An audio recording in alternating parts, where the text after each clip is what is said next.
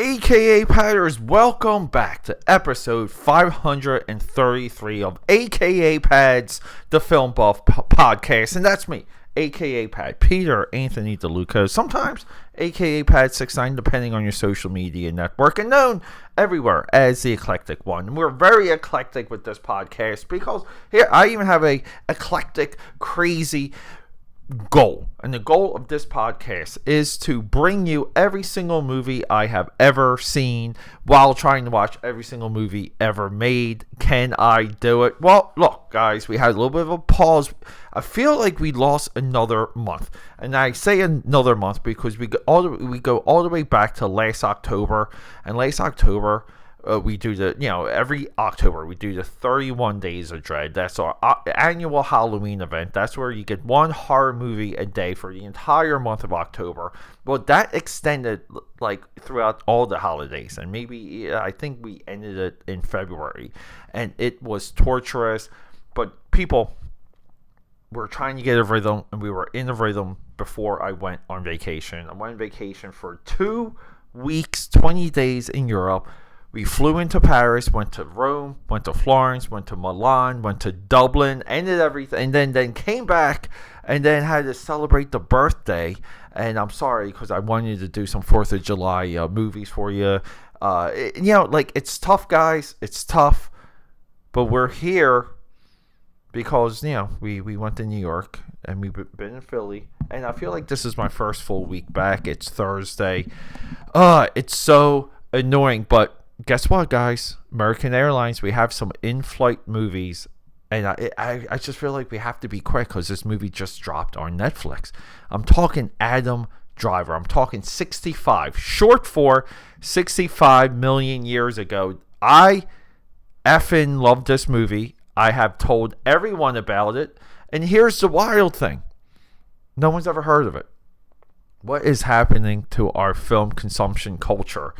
This is so bizarre that no one has seen a major movie with a major star with a big budget, big concept, wonderful execution. It's Adam Driver, beautiful looking Adam Driver, the guy from Girls, Kylo Ren, back on Earth 65 million years ago, blowing up dinosaurs with a really cool gun. And along the way, he meets a girl, and we find out that we're in the last days of the reign of the dinosaurs. That meteor, that let's be honest, it's a unpeer reviewed concept, but that meteor is on its way to Earth, and the clock is ticking, and that's really the evil part of this movie.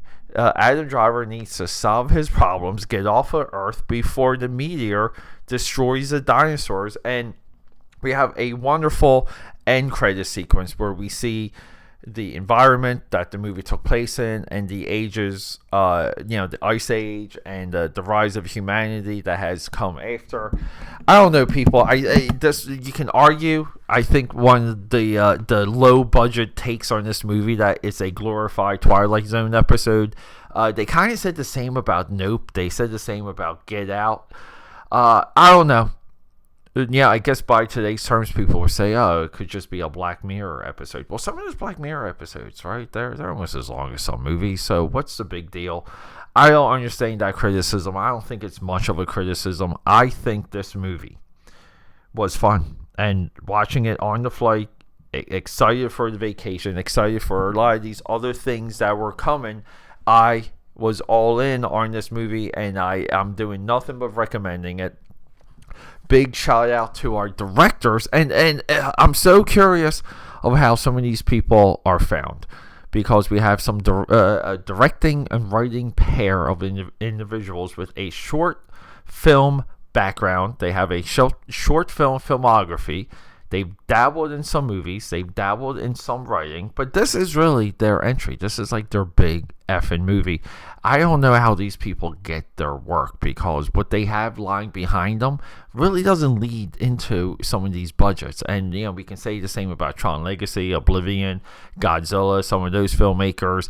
It just really seems like you make one halfway decent independent movie, you're anointed the flavor of the week, you get your big shot, and we never hear from you again. And this is plaguing Hollywood. I really don't favor it, how quickly some of these young filmmakers just disappear. But it's Scott Beck, Brian Woods, hell of a shout out. And let's see, can we get into what the budget for this movie was? Oh my god, guys, I'm sorry, this is a $45 million budgeted movie. It feels like it's $130 million. Holy crap. Label me impressed further. But look, maybe we'll go into a little bit more of the story. I don't want to spoil too much, but this is essentially another version of the Will Smith After Earth. When we did our Will Smith-a-thon, I was very clear on how much I enjoyed that movie.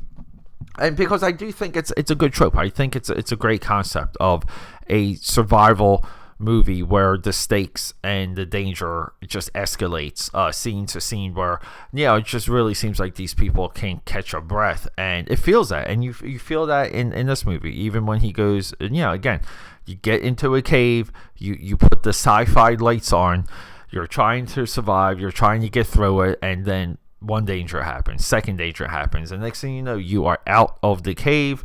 You might as well just keep trying to make your way back to the ship. I don't know. I think this is a great movie to pair with After Earth. I think this is a great movie to pair with Jurassic Park.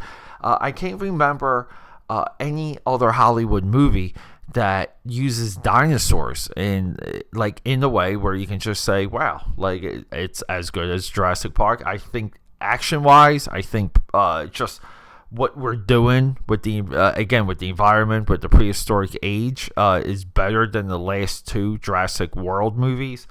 I don't know. Like it's just beyond me that this movie didn't get traction, didn't get hype. It furthers the idea that we have on this podcast that there's just not enough people out there critically looking at movies.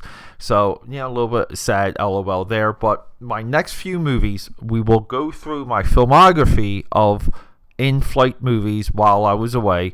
And then we will catch up on some basketball movies. Yes, we did miss the finals. Yes, I was trying to pre-record content for all of you going into vacation. Didn't quite get there because my focus was on YouTube. But AKAPAD here, the Film Buff Podcast, recommending 65 and giving a big shout out to the two individuals behind this movie, Scott Beck and Brian Woods. Rock and roll.